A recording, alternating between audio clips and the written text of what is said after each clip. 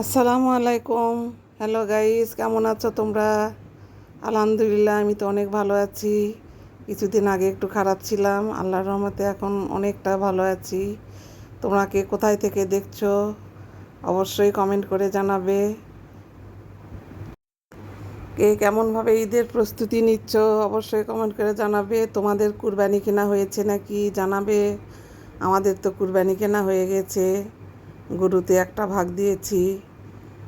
গরুর অনেক দাম। তো যাই হোক, একটা কারণে মনটা খুব খারাপ হয়ে আছে। আমার বোনের ছেলের অসুখ হয়েছে, তোমরা সবাই দোয়া করো ওর অসুখ যেন ভালো হয়ে যায়, ও যেন তাড়াতাড়ি সুস্থ হয়ে ওঠে।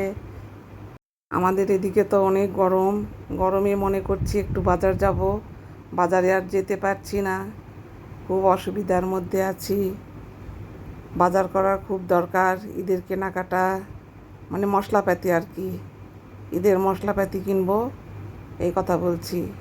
এই ঈদে তো আমরা অত জামা কাপড় নিইনি, তারপরেও বলতে বলতে আমার 2টা 3 পিস হয়ে গেছে অলরেডি। কেমন করে হলো আমি নিজেই জানি না। পিস দুটো বানাতে দিতে যাব, সেটাও হচ্ছে না, সময় করতে পারছি না। গরমে কোথায় যেতে ইচ্ছা হচ্ছে না, অনেক খারাপ লাগছে গরমে। কালকে আমাদের বাসার কারেন্ট চলে গিয়েছিল, সে অনেক পরে কারেন্ট আসছে। সবার বাসায় কারেন্ট আছে, আমাদের বাসায় কারেন্ট নেই। কী এক মানে বিপদ একদম। রাইস কুকারে ভাতও রান্না করিনি, মানে কালকে রাতে যেন মানে খুব অসুবিধার মধ্যে পড়ছিলাম। অবদার থেকে লোক ডেকে নিয়ে এসে তারপরে সে কারেন্ট ঠিক করা হলো। এই রকম আমাদের পরিস্থিতি, সবার বাসায় কারেন্ট আছে, আমাদের বাসায় কারেন্ট নেই।